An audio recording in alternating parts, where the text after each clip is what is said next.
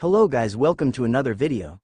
That time I got reincarnated in DXD, Tensura X Highschool DXD, by slave_trader. Prologue. In a vast wasteland littered with massive craters the size of city blocks, no life can be seen for 100,000 kilometers. There, in the broken land, stands an ethereal goddess, hair blue as the sky with hints of silver mixed within, golden eyes that seem to pierce one's very souls, threatening to unravel every secret you hold. Although androgynous, one could argue there is no man or woman who could compare to their level of beauty. They stand alone, across from the most powerful existences in the universe. Demons, demon lords, true dragons, angels and insectors. Although the situation would make any normal person despair, they do not waver nor lose hope.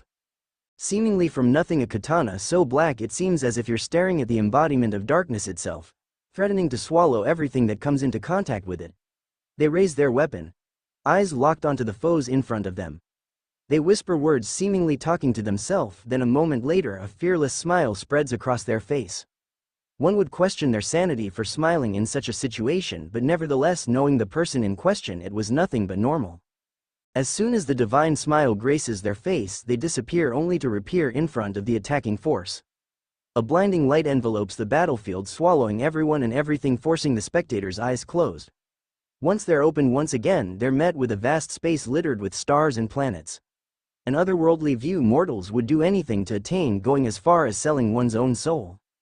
The girl opens her mouth only to mutter three words so quiet it would be impossible for any normal human to hear. Who am I? Chapter 1. New beginnings. In an ever-expanding space littered with stars and galaxies, floats a young girl no older than 6 or 7.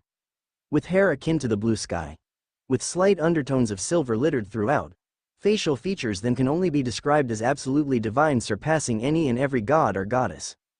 Delicate facial features that look as if they were sculpted and made with the word perfect in mind. Although she looks like a child that would be helpless in front of any and all danger, it is contradicted by the sheer presences and aura radiating from her being. If anyone weaker than an ultimate class being came into contact with her aura, they'd instantly turn to ash without even being able to register that they died. As she floats through the vast emptiness with an unknown destination, a cute young girl with doll-like features that appears to be in her early adolescence, with jet black hair reminiscent of the night sky that reaches down past her waist, eyes the color of ash with an outline of black. One would mistaken her for a human were it not for her pointed ears indicating otherwise.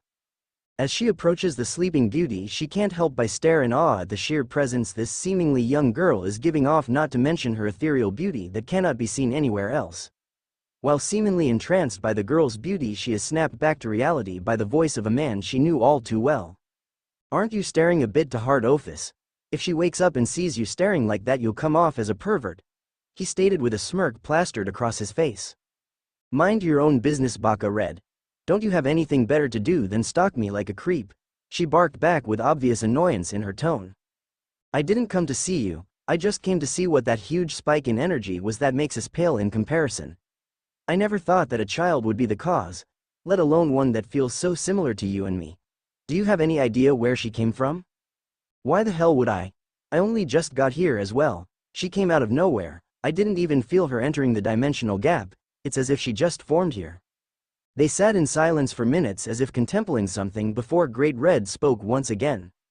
We should just ask her directly then, if neither of us know where she came from.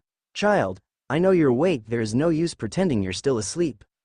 Silence covered the area once more with no signs of the child awakening.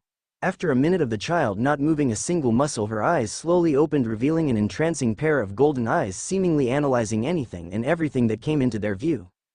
Unknown girl Pav. As I slowly start to regain consciousness, my eyes flutter open only to be met with a vast space filled with nothing but small lights littered all around me. Not a single piece of land for me to stand on. I try to recall where I am, but I'm met with nothing. I am suddenly hit with an earth-shattering headache that threatens to split open my skull as vague memories fill my head. I'm walking around a place filled with giant structures that seem to reach the sky, covered with panels that reflect the ever-clear blue sky. I'm walking next to a man and a woman speaking words that fail to reach my ears. As I hear a scream and shout from behind me, I try to turn around to discern what the cause is, only to be met with an object in my stomach. As I collapse on the ground, the man I was walking with is clutching onto me with tear-filled eyes, speaking words that no matter how hard I try to hear slip away from me and fade into nothingness. As my vision blurs and starts to fade, I am met with nothing. Pure unfiltered nothingness.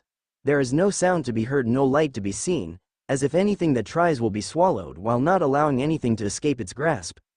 As I lie there, time continues to flow. Without a sense of time, I cannot be sure how long I spent like that until my vision gets flooded once again. Standing in front of me is a single entity, large enough to rival a mountain. He sits down and stares at me from behind a rainbow-colored see-through wall. It seems we were conversing for a while, although I was unable to hear what was being said, until I heard two simple words. Rimuru Tempest. In the next moment, a warm feeling flooded my entire body. It felt as if I was covered in a warm light that could make me drift off into a never-ending sleep, never wanting to awaken again. As the light died down, I once again conversed with the dragon, still not being able to hear what was said. After touching its claw, the dragon and rainbow-colored wall was eaten by me. I am under a few seconds. The scenery flashes by in a blur, unable to discern what was happening until I was met with an old woman with gray hair in a hut. As she was talking, I could feel my chest tighten and tears threatening to spill as she continued to talk to me. After she was finished talking, we sat in silence as I said a few words to her. After the words left my mouth, I could see a tear slowly rolling down her cheek. As the tear slid off her cheek, I started to expand my body and covered hers. I ate her. Before I could question as to why I would eat her when I was feeling such sadness, everything blurs once again. When the scenery starts to refocus, I am met with a beautiful city where people with diverse looks are smiling and walking around. As I turn my head to check my surroundings, I am met with a group of people smiling towards me. From the way they look at me, I can tell that I can do no wrong in their eyes, for the amount of admiration and affection held in their gazes tells me that I am an irreplaceable person for them. As I look at their faces, an unimaginable amount of guilt and sorrow fills my heart. Before I can ponder any longer, I am surrounded by their lifeless corpses. All of them mutilated and barely recognizable from all of the blood and guts surrounding them and their bodies. As I look down to my hands, I can see the body of a young girl with golden blonde hair. As I gaze into her eyes, she manages to squeak out one word before giving in to the absoluteness known as death. Why? I can feel anger bubbling from within me, threatening to destroy anyone and everything that dares to lay their eyes on me. As I blink, I am flying high above a massive city filled with millions of people walking around and smiling. As I see the look of happiness on their faces, it fills me with nothing but rage.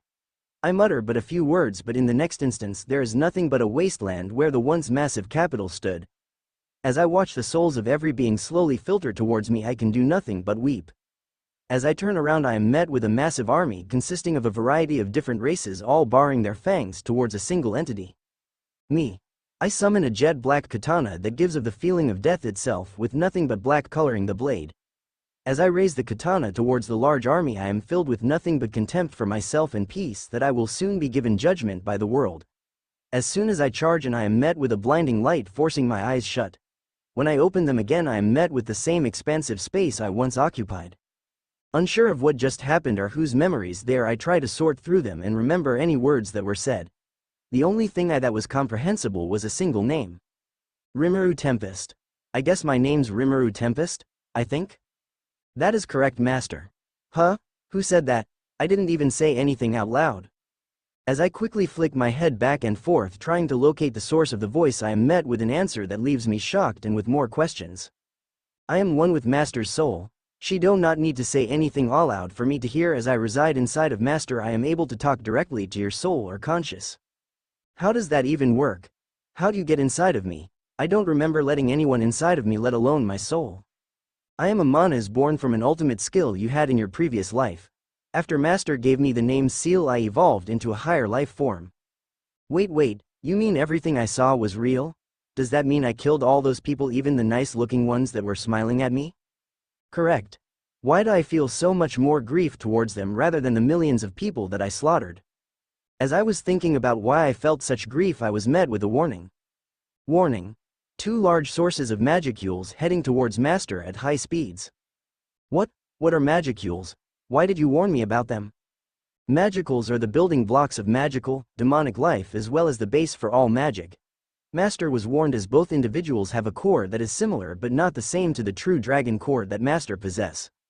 Although both entities cannot be reborn after death. Oh, so doesn't that make them like my older siblings? Shouldn't we go say hi to them then? Correct and incorrect. It is something similar to a familial bond, but it is advised to avoid confrontation as I am unsure if they are hostile or not. What am I supposed to do then? Maybe I should hide, but where? As the individuals get closer and closer, I start to get nervous as there isn't anywhere for me to run or hide. So I take the best course of action. Pretend to still be asleep. I know it probably wasn't the best idea, but at least now I can listen to what they're talking about. As the first one approaches, she looks to be older than me by 4 or 5 years, with long black hair the same length as mine, ashen gray eyes with an outline of black and pointed ears. She's wearing a unique set of clothes. She scrutinizes me from head to toe before her eyes meet my face once again.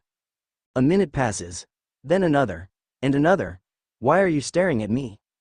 By this point I'm starting to sweat a little, thinking she might realize I am faking being asleep.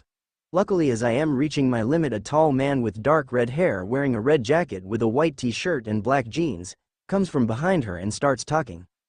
Aren't you staring a bit too hard, Ophis? If she wakes up and sees you staring like that, you'll come off as a pervert. At first I didn't understand what he was saying until I saw what I was wearing. Nothing. Everything was laid bare. From my head to toes everything was exposed. What's worse is that I can't even move to cover myself, as I am supposed to be knocked out, so if I try to move it'll blow my cover. As soon as I realize, I can feel my face start to heat up, and before long my face has dyed a bright hue of pink. Please go away, please go away, please go away. As I was trying to get my mind off of the fact that I had nothing on, I heard the man speak again, but this time it was directed at me. We should just ask her directly then, if neither of us know where she came from. Child, I know you're awake, there is no use pretending you're still asleep. As soon as the words left his mouth, my mind went into overdrive, thinking of everything I could or should do in this situation. I tried looking for a way to escape. Anywhere would be fine, but I was met with nothing but a vast space of nothingness. After a minute of thinking, I slowly opened my eyes to look at the figures in front of me. Hello.